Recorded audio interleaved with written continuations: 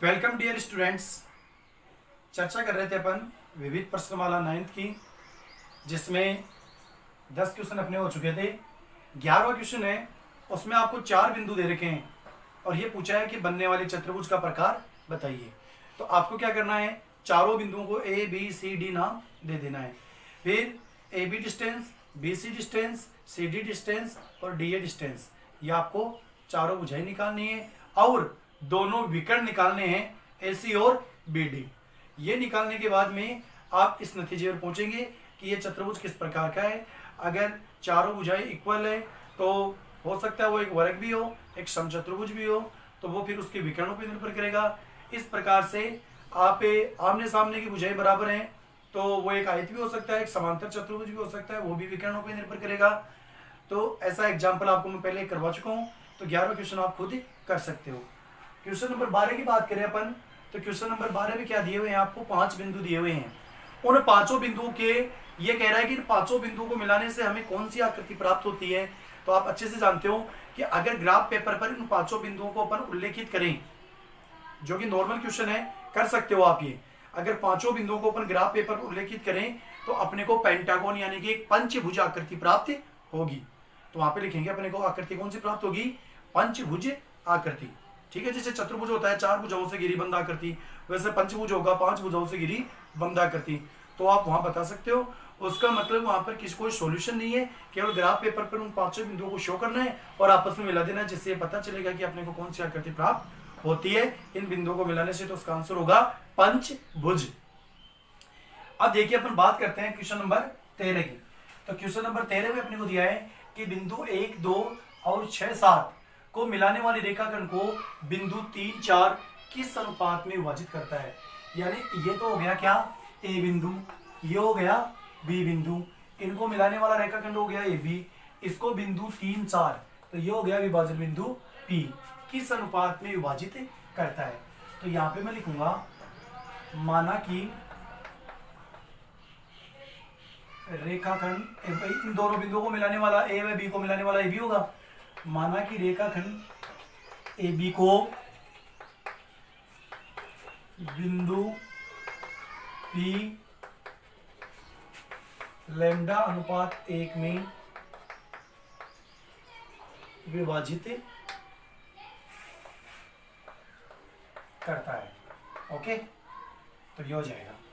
अब अपना जो फॉर्मूला है वो क्या है, P X Y equal lambda x2 plus x1 upon lambda plus 1, ये lambda y2 plus y1 upon lambda plus 1।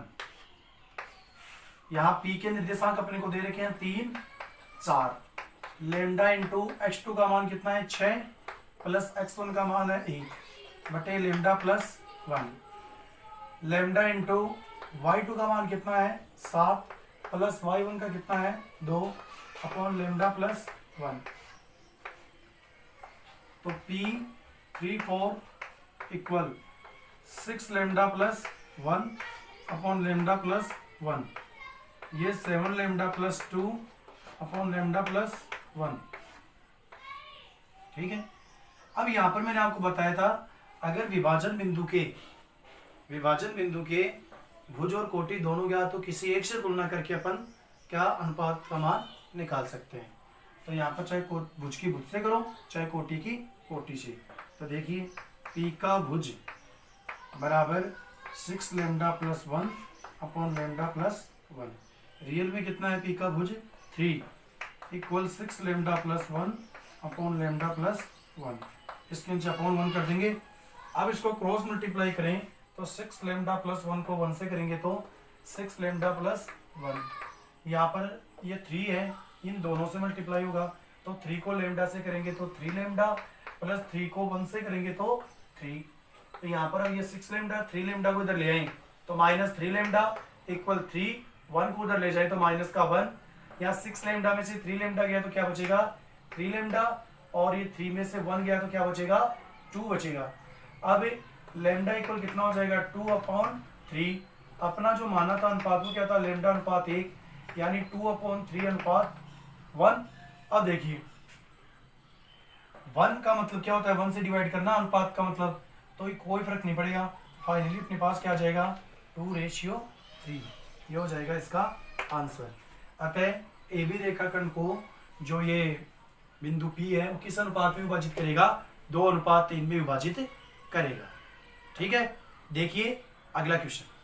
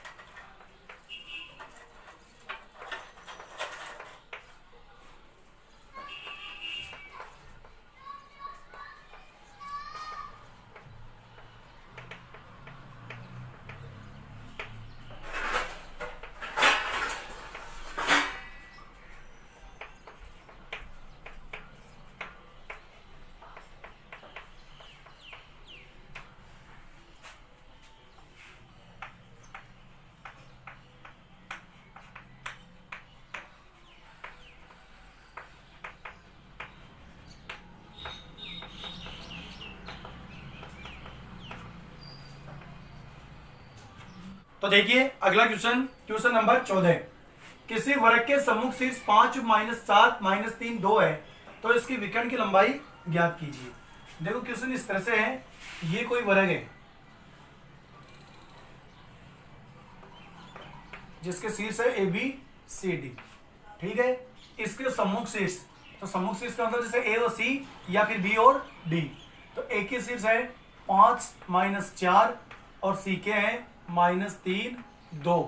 तो ये कह रहे हैं इसके विकर्ण की लंबाई याद करो। तो ए और सी को यदि अपन मिलाएंगे, आपको पता है कि सम्मुख शीर्षों को मिलाने वाला जो रेखाखंड होता है वो क्या होता है, विकर्ण होता है। तो देखिए यहाँ पर अपन ए सी का मान निकालें, तो ए सी इक्वल क्या होगा, ए व सी के बिटवीन डिस्टेंस।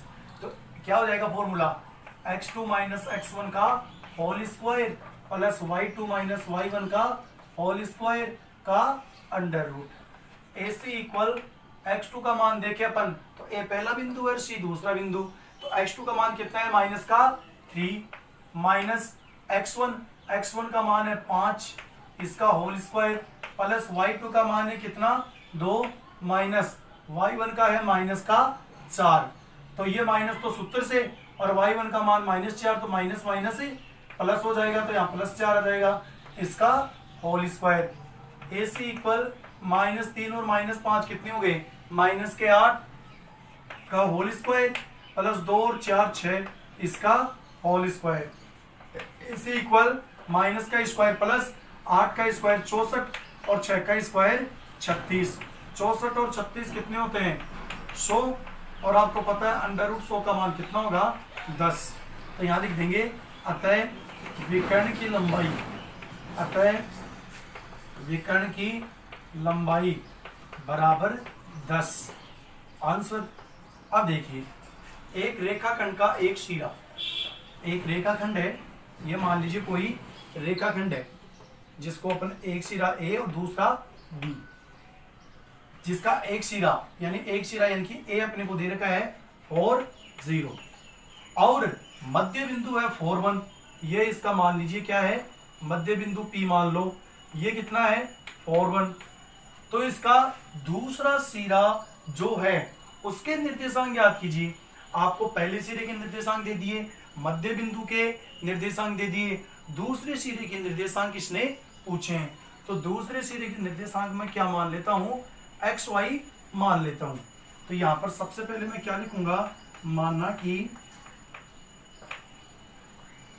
सिरे बी के निर्देशांक, सिरे बी के निर्देशांक बराबर एक्स वाई। ठीक है, इसके बाद में आपको मध्य बिंदु दे रखा है, तो आप मध्य बिंदु वाला एक फॉर्मूला यूज करो। तो क्या हो जाएगा, सबसे पहले तो पी के हालांकि दे रखे हैं तो सूत्र के रूप में तो पी के अपन क्या माने, एक्स वाई ही माने। क्या होता है मध्य बिंदु के निर्देशांक का, x1 प्लस x2 बटे 2 और y1 प्लस y2 बटे 2। ये इसका होता है मध्य बिंदु के निर्देशांक का। तो यहाँ पर p एक्स वाई का मान दे रखा है मध्य बिंदु में 4 1। अब देखें x1 का मान तो कितना है 4 प्लस x2 का मान क्या है x अपॉन 2, y1 का मान कितना है 0 प्लस y2 का मान कितना है y अपॉन 2। ठीक है, अब देखो p 4 1 इक्वल, इसको तो अपन सोल्व कर नहीं सकते क्योंकि 4 में वेरिएबल x नहीं जुड़ेगा, तो ये तो रहेगा 4 प्लस एक्स अपॉन 2, लेकिन 0 में y जोड़ेंगे तो क्या आएगा y अपॉन 2।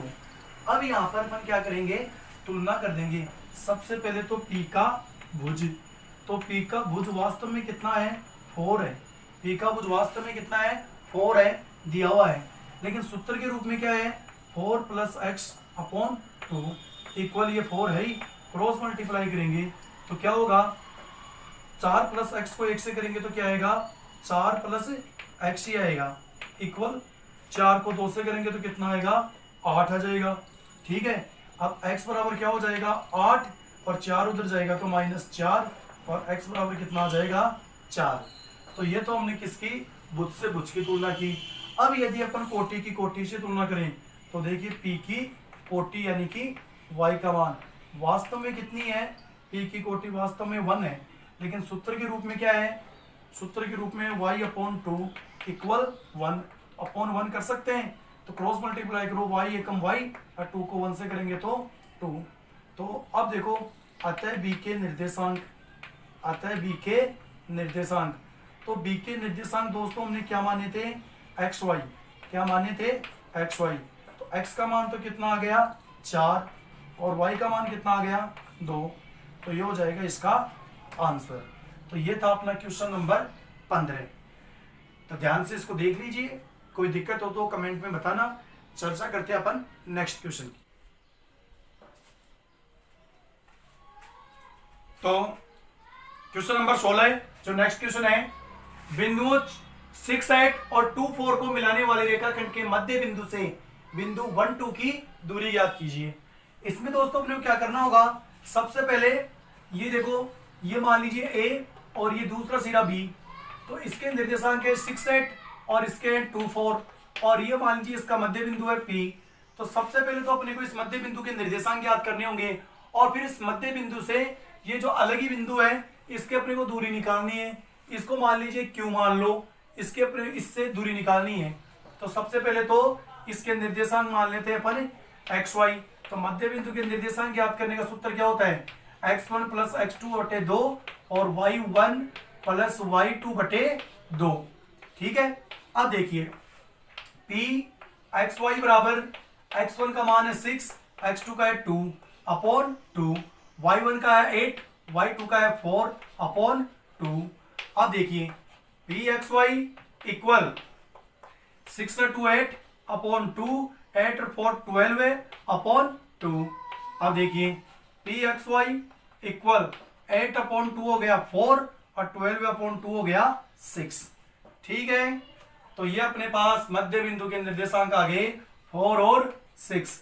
अब इस मध्य बिंदु से, यानी मध्य बिंदु से आपको बिंदु 1 2 की दूरी निकालनी है, यानी P है 4 6 है और जो दूसरा बिंदु है Q वो है 1 2।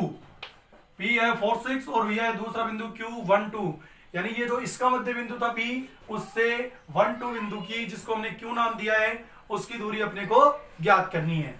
तो क्या हो जाएगा, PQ equal x2 minus x1 का whole square plus y2 minus y1 का होल स्क्वायर का अंडर रूट।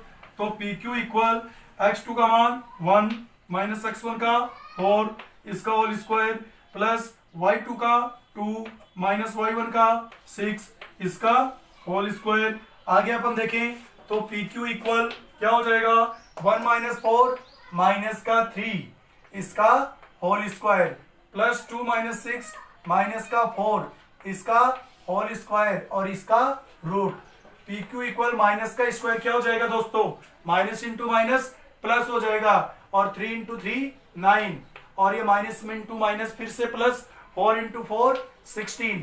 तो क्या हो जाएगा PQ इक्वल, इनको ऐड करेंगे तो कितना आएगा 25। तो PQ इक्वल कितना आ जाएगा 5। तो ये आ जाएगी मध्य बिंदु P की बिंदु Q से दूरी, यानी मध्य बिंदु की बिंदु 1 2 से जो डिस्टेंस वो कितनी हो जाएगी 5 मात्रक हो जाएगी। और अब अपने इसमें टोटल जो क्वेश्चन है, टोटल क्वेश्चन अपने पास 21 जिसमें अपने क्वेश्चन हो चुके हैं 16। नेक्स्ट क्वेश्चन की चर्चा करेंगे अपन नेक्स्ट क्लास में। किसी भी प्रकार की प्रॉब्लम हो तो आप प्लीज इसमें जरूर, कोई भी प्रॉब्लम हो तो इसमें जरूर आप कमेंट में लिखिए, उसका निस्तारण आपका सॉल्यूशन समाधान जरूर होगा। हाँ, एक चीज और, जो अपने वीडियो देख रहे हो उसके नीचे जो राइट बटन है सब्सक्राइब का उसको मतलब प्रेस कीजिए और बेल आइकन है उसको भी बजा दीजिए, स्पर्श कीजिए।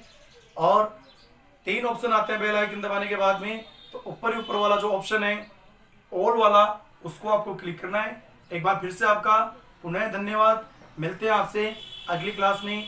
थैंक यू, धन्यवाद। Thanks for watching video. Please subscribe YouTube channel and press bell icon.